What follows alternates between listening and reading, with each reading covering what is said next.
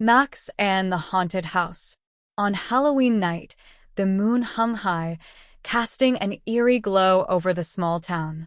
Max, a curious little terrier with a nose for adventure, trotted beside his owner, Sarah.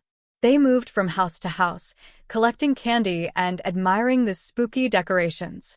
As they wandered down a dimly lit street, Max suddenly stopped and perked up his ears. Ahead, shrouded in darkness and mystery, stood an old, abandoned house. Its windows were cracked, and the paint had long since peeled away, revealing the weathered wood beneath. "Come on, Max, let's keep going," Sarah said, pulling gently on his leash.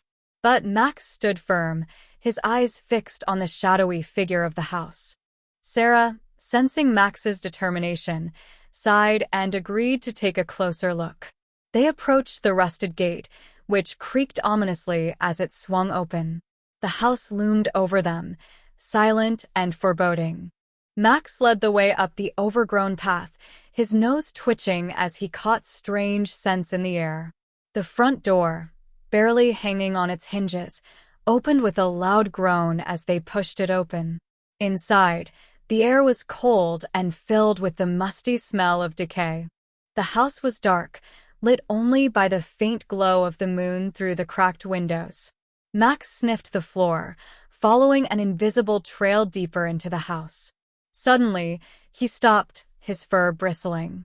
In the middle of the room, faint and shimmering, stood a group of ghostly animals.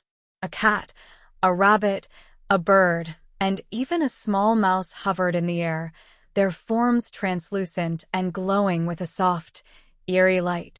The ghostly cat, with eyes like glowing embers, stepped forward. "Thank you for coming," she said in a voice that echoed like a distant whisper. "We are the spirits of the animals who once lived in this house. We have been trapped here for many years, unable to find peace." Max barked softly, as if to say he understood. The cat continued. "We need your help to move on to the afterlife. There is a mystery that binds us here, a secret hidden within these walls." Max's tail wagged, eager to help his new ghostly friends.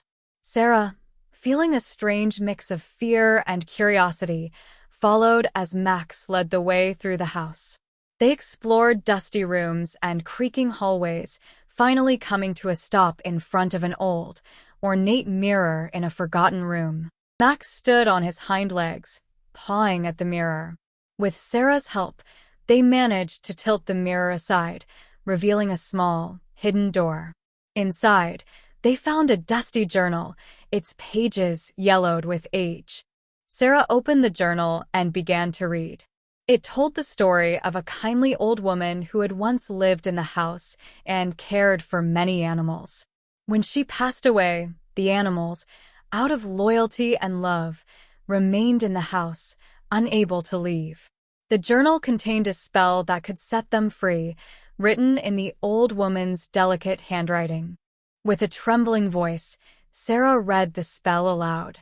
As the final words left her lips, a bright light filled the room, and the ghostly animals began to fade. They looked at Max with grateful eyes, their forms becoming less distinct with each passing moment. "Thank you, Max," the ghostly cat whispered as she disappeared. "You have given us the peace we have long sought." Max barked one last time, his eyes shining with happiness. The house, once filled with the weight of sorrow and loss, now felt lighter, as if a great burden had been lifted. As they left the house, Sarah looked back, seeing the faint outline of the old woman waving from a window. She smiled, knowing that Max had done something truly special that night. With their hearts full and the moon shining brightly, Max and Sarah continued their Halloween adventure, knowing they had made a difference in the lives of their ghostly friends. And from that night on, the old house was no longer haunted but remembered as a place where a brave little dog had brought peace to those who needed it most.